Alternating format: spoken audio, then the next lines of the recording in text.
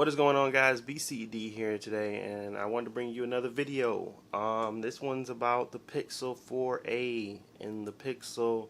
Actually, it's going to be just about the Pixel 4a and their announcement and the differences between the Pixel 3a, and whether or not this is something that's worthy of that price point. I mean, I can't tell honestly because I ain't got my hands on it, but from what I can tell y'all, it looks like a solid phone for the price.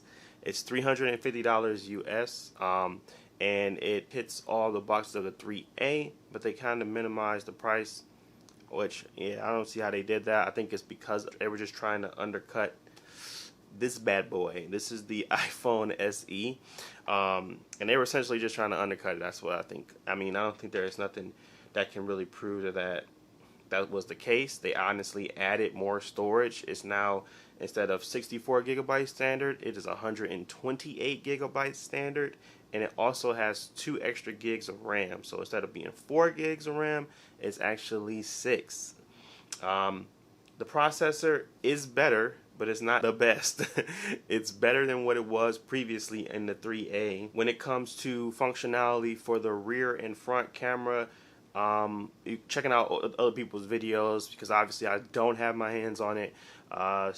There is a lot of going around that basically it is still on that same level of previous Google phones, and there is no real, changes there. It's pretty much is as standard. Google has pretty good pictures. It may be a little dicey when it comes to their video output, but when it comes to photos and stills, that is the best phone out there as of now, especially budget-wise.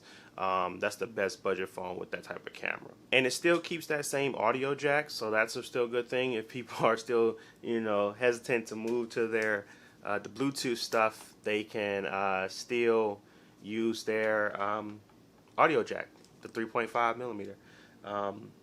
People still enjoy it.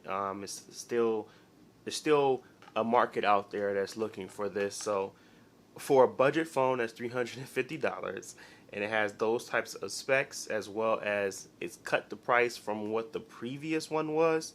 It didn't go up in price, it went down $50. It's pretty good. It's pretty amazing actually that they was able to do that. So I think this may be a pretty solid phone coming out of the budget market for Google. It's still yet to be seen about the Pixel 5 and whether or not that's going to meet the targets that they're looking for. But overall, I feel like with the specs that it's at least showing, I may pre-order one just to compare it between the iPhone SE and the Pixel 4a, or I may just wait for the Pixel 5. I don't know yet. I'm trying to figure out whether or not, because I'm currently rocking the 3XL, and it's working good. It's working fine for me. It's not as if it's broken or anything, and I actually enjoy, some of the things that the Pixel 4a that this phone actually has. I still enjoy the fingerprint reader. I do not like the face version. I do have a iPad Pro, and it's convenient at times that sometimes I just find myself sticking my neck out there, and it's straining sometimes. I prefer just, as soon as I touch it, I know where exactly where I put my phone or put my finger, and it just pops on and it's showing.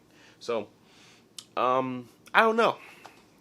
I'm trying to think. I mean, this is a pretty cheap price point of entry. It's not like it's super expensive or anything like that. And if I really wanted to, I could sell the iPhone SE, literally pick that up because of the video capabilities and 4K quality. That's why I wanted to pick it up. I wanted a B-roll camera, and this is the cheapest option because it was literally free through my carrier. So I was just like, why not? It's probably the cheapest thing I can do to get another B-roll camera and not have to pay anything. So that's what I kind of utilized it for. And I not sure if it may be better for me to just pick up the Pixel 4 and trade in my Pixel 3 XL. I don't know. I might not. This video isn't going anywhere. But what I will say is that the Pixel 4a seems like an overall solid product. It seems as if they took the time to kind of understand what their key features are that they need to have in there, like the battery life. They upgraded that, so now it's no longer a 3,000 milliamp battery. It is a 3,140 milliamp hour battery, and that's bigger than the Pixel 4. So it only comes in one color option, so it's only black. Very simplified when it comes to their options and their specs.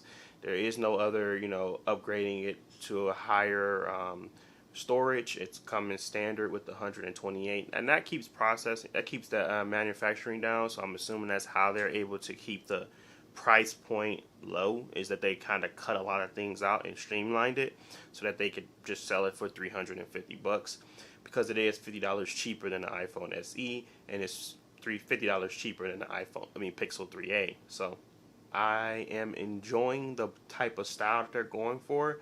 I like the camera cutout and nothing else.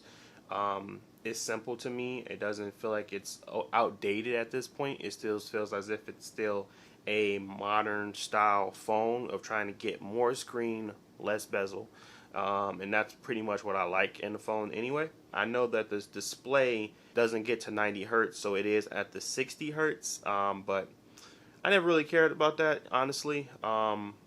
It may once you try it, it's something that you go crazy over. I haven't tried it yet, so I can't say that it's not something I'm going to go crazy over. I want something in the future, but as of now, I'm okay with the display that they're kind of put into the phone. Hopefully, at some point I'm able to play around with it. I do want to get one so I can test it out for you guys, compare it to what I have here. But who knows? That may be something down the line later. But who knows? I might get one.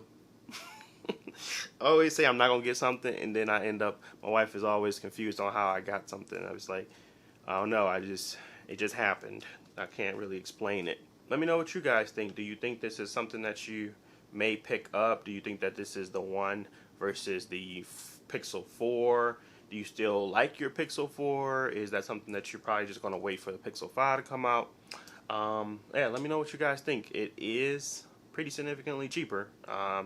The Pixel 4 starts at $800, and the Pixel 4a starts at $349. That's a pretty significant jump in price. So, do you think this is the phone that's going to help them push further into the budget? They were already there. They were pretty good at it, and we just didn't ever see it transitioned into their flagship phones. And that's what I'm hoping that they do this time, because I actually want to upgrade to the Pixel 5. I want to change over. I want to actually move on from the Pixel 3 XL. Granted, there's nothing wrong with my phone, and I've had it for a very long time, and I don't have any slowdowns. It's still very fast and fluid. I guess I'm just looking for something new. I got an itch for something new, and that's something, I don't know. But I want to thank you guys for watching. If you like this commentary, don't forget to like and subscribe. And as always, I'll catch you in the next video. Peace.